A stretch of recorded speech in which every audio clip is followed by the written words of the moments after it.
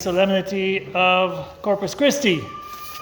I'm going to admit to you, this is a solemnity that shouldn't even have to exist.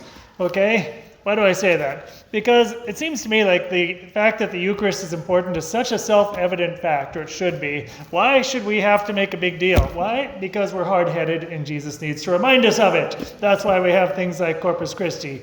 If we were less stubborn and hard-headed, every day would be Corpus Christi. So there you go.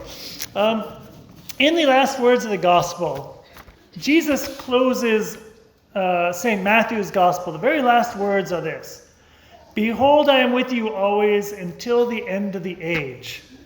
And then in John chapter 14, when he's giving his Last Supper discourse, he says, "I will not leave you orphans, I will come to you. In a little while the world will no longer see me, but you will see me, because I live and you will live." So Jesus has always wanted, when he was performing his salvific actions in the Passion, Death, and Resurrection, the idea wasn't just to redeem us and then split the scene. The idea was to remain with us. Now, he does that in a number of ways. Christ the King. He is the head of the mystical body of Christ. You and I are parts of that mystical body. We live and move and breathe within that mystical body as long as we're in the state of grace. As long as we're in the state of grace, the Holy Trinity dwells in our soul. All that is true. But one concrete way that he chooses and that he promises us, "I will be with you until the end of the age." He wanted to leave not only kind of this mystical, spiritual presence, but a very concrete, physical, tangible presence that we can see and that we can receive and that we can adore. So, for Christ to choose to become the Eucharist and to remain with us in the Eucharist, there's really two main purposes. It is so that we can receive him in the Mass.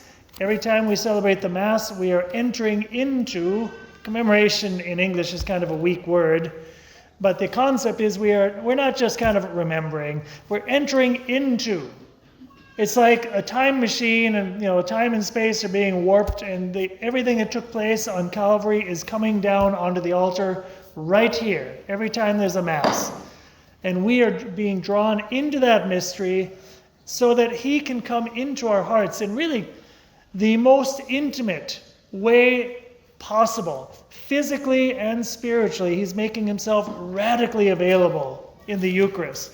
And that's something that each one of us, if we're not careful, we can get used to it. And I'm going to venture to say, 100% of the people in this church do not really know or appreciate what is happening every time there's a Mass or every time we receive communion. 100%, I'm not even going to say of you, of us, do not really get to the depths what is happening every time we go to Mass and every time we receive communion. Okay? In the year 303, during the persecution of Diocletian, which was considered to be the worst and the bloodiest of the Roman persecutions, so 270 years after Jesus died on the cross, early Christianity still, there is the story of the famous martyrs of Abatine, which I think it might be in modern-day Libya, northern Africa, Roman Empire. That was important parts of the Roman Empire back in the day. So being Catholic was illegal. And having a copy of the sacred scriptures or being caught in the Mass was capital punishment, okay? So the story goes like this. The proconsul, basically the boss man, is talking to the head of the Catholics, whose name was Octavius Felix. Wasn't that a cool name? The Romans had the coolest names.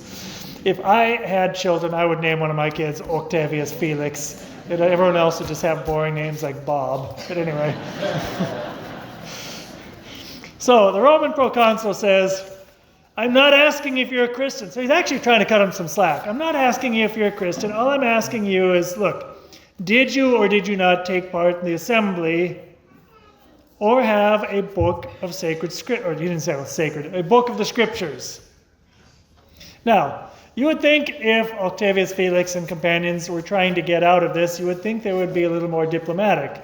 They weren't trying to get out of it. They were bold in proclaiming, look, I don't care if it costs me my life.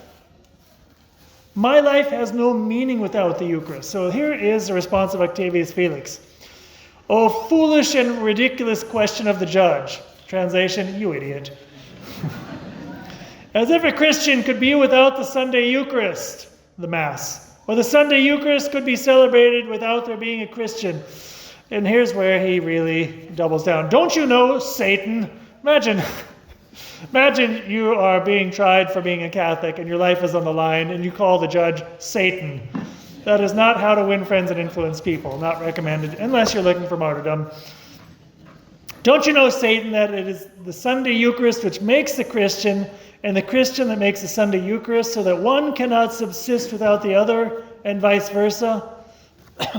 When you hear somebody say Christian, and remember back then the only Christians were Catholic ones, know that there's an assembly that celebrates the Lord. When you hear somebody say assembly, know that a Christian is there. For the people in the early church, it was inconceivable that we would not celebrate the Eucharist. And in a different part of the same story, one of the people was asked a question. He said, look, sine domenica non possimos. Without the Sunday, again, fill in the word Sunday, that means the Mass. Without the Sunday, we can't even exist.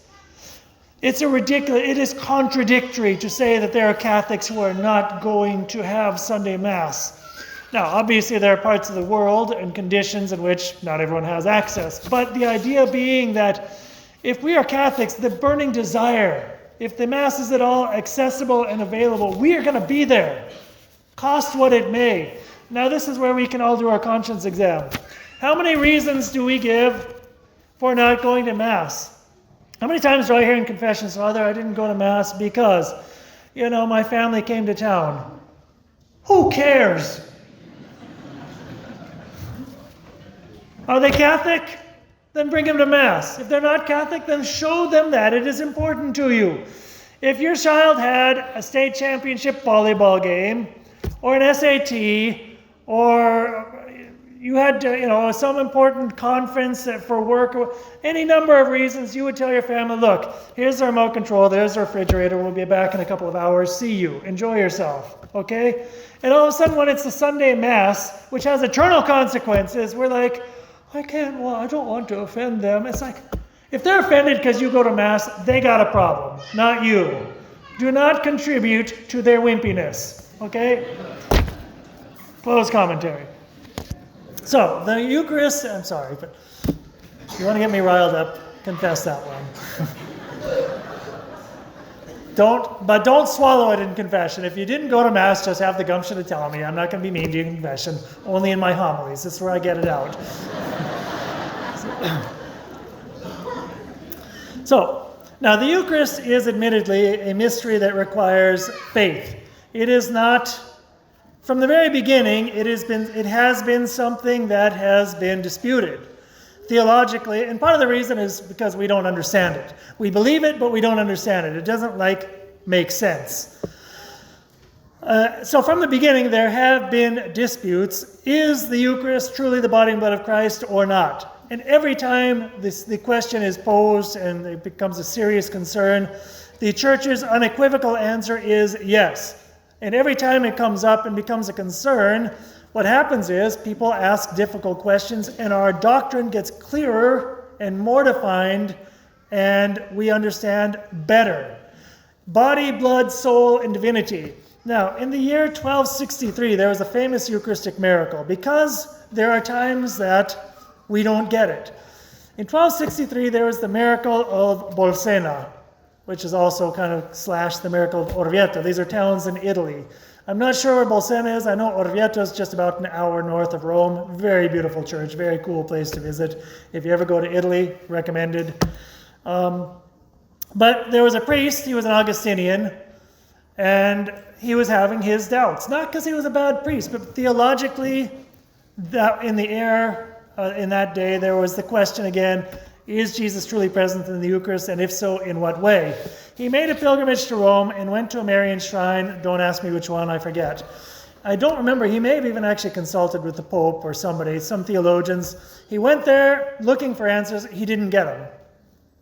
And on the way home from Rome, he's celebrating Mass in Bolsena, and at the consecration, the Eucharist, the host, turned into flesh and bled and stained the corporal of the altar. The corporal was then since moved to the town of Orvieto, but I believe the Eucharistic flesh still is maintained in a monstrance or something somewhere. And the corporal, when St. Thomas Aquinas went to go see the miracle, which happened before his time, but he went there, he wrote the famous songs, the Tantum Ergo, the O Salutaris Ostia, the Lauda Sion, and some other famous Gregorian chants that we sing to this day when we have Eucharistic benediction. Today after Mass, by the way, we will have Eucharistic benediction, and whether or not the altar servers and everyone thinks so, we're going to sing the Tantum Ergo because, as we say in Spanish, se lo digo yo, I said so. So that's the way it's going to be. That'll be out in the parking lot. You are cordially invited to take part. If not, you are pagan. Okay. So, why does God do this? Well, by the way, did you know, recently there was a kid by the name of Carlo Acutis who was canonized, famous, He created a website. He's our first millennial saint. So for all of you people who say millennials are spaced out and everything, well, they have a saint. I wonder how many baby boomer saints there are. Just saying. Carlo Acutis had this website that he had. He documented over 130 Eucharistic miracles. Most of these scientifically provable. Some of them are too old before we had scientific means. But for example, the miracle of Bolsena Orvieto. They took a sample of the blood, human blood, type AB, the same blood that's on the Shroud of Turin, the same blood type that is most common in the Middle East. The sample of the heart of the flesh was a sample of heart flesh from the left ventricle, which is where the blood is pumped out. It's not the intake, it's the output in the heart that circulates into the body. The idea being that the Eucharist pumps life into the church.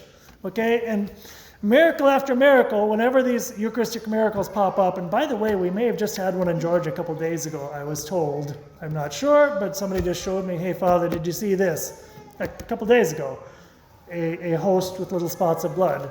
To be continued, we'll find out. Every time it's tested, it tends to be the same answer. Same blood type, a human being.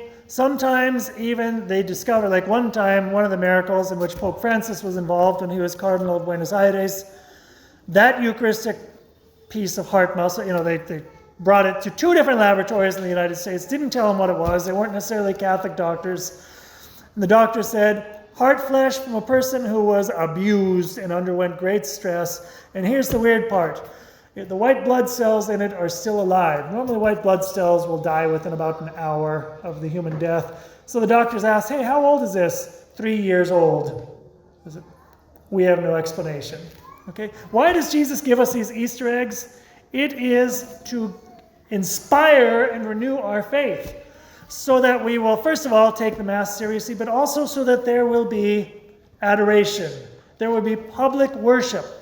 So that we will do things like Eucharistic pilgrimages. Yesterday, I don't know which parishes it was, but a couple of the local coming parishes, I forget because I frankly don't know any of the parishes, that we did a Eucharistic pilgrimage. I just found out about it kind of last minute, so, But what a beautiful tradition. A couple years ago, I was in Indianapolis for the Eucharistic Congress.